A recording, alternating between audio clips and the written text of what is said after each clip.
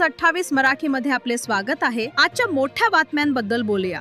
जिल्हा परिषद शाळेतील इयत्ता 7वीच्या विद्यार्थ्यांचा निरोप समारंभ। वैजापूर तालुक्यातील बळेगाव येथील केंद्रीय प्राथमिक शाळेतील इयत्ता 7वी व सौ. संगीता तांबडा मॅडम यांचा निरोप समारंभ संपन्न झाला।